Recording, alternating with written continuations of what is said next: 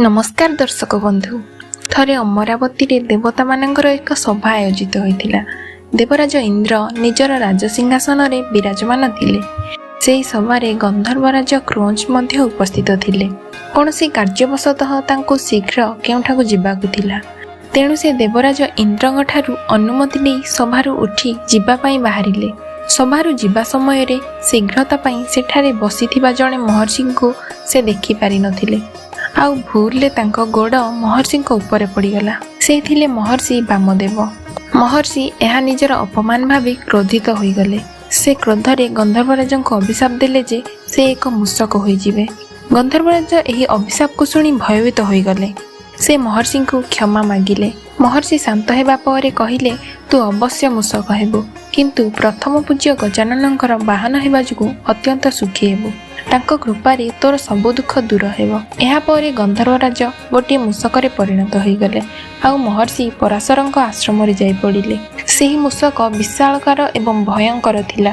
तार दांत बहुत बड़ आउ तीक्ष्ण थिला। सेही आश्रमरे थिबा समस्त जिनिसकु मूषक नष्ट करिबाकु लागिला। माटीर पात्र भांगी समस्त खाद्य पदार्थ खाइदेला। आश्रमरे थिबा वस्त्र ग्रंथ सबु टिकी टिकी करी काटिदेला। आश्रम बगीचारे थिबा फूल फल नष्ट भ्रष्ट करिदेला। तार लांजर प्रहार रे वृक्ष आदि मध्य तळे खसी पड़िला। तार एही प्रकार कर्म देखि महर्षि अत्यंत दुखित होइगले। से जेते चेष्टा करिले मध्य मूषक को बाहर करि पारिले नाही। एही संकटरू उद्धार पई महर्षि गजानन को प्रार्थना करिले। महर्षि पराशर गणेशंकर पालित पिता थिले। तांकर विनती सुनी गजानन सांगे सांगे उपस्थित होइगले।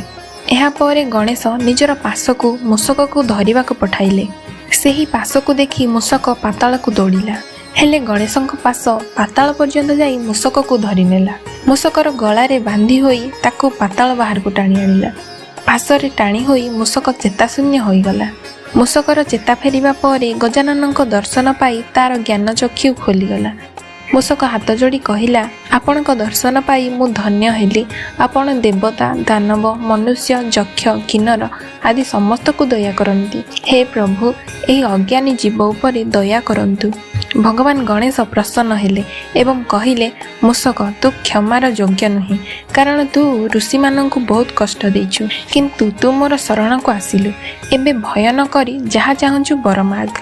हेले मूर्ख मूषक भाविला, मते किए कौन देव आ मु काहींकी बर मागिबी। एहीपरि विचार करी मूषक कहिला, मोर किछि दरकार नाही। जदि आपणकर किछि इच्छा अछि ताहाले आपण मते बर मागंतु। श्री गणेश बुझीगले जे मूषकर गर्व भांगी नाही। गणेश्वर कहिले, ठीक अछि, तू मते बर दे जे तू मोर वाहन होई जा। मूषक यह स्वीकार करिला। एहा परे तुरंत श्री गणेश मूषकर पिठीरे आरूढ़ होइगले। हेले गणेशंकर भार मूषक संभाली पारिला नाही। से पुणी प्रार्थना करिला, प्रभु दया करंतु, मु आपणक बोझ सहय करि पारु नाही। दया करी आपण निजर भार मो शरीर अनुसार कम करंतु। भगवान गणेश बुझीगले जे मूषकर गर्व खंडित होइगला। यहाँ परे से निजर भार कम करिनेले। महर्षि पराशर गजाननଙ୍କର ही लीला देखि धन्य होइगले। यहाँ परे गजानन निजर वाहन उपरे बसी कैलाश को फेरीगले।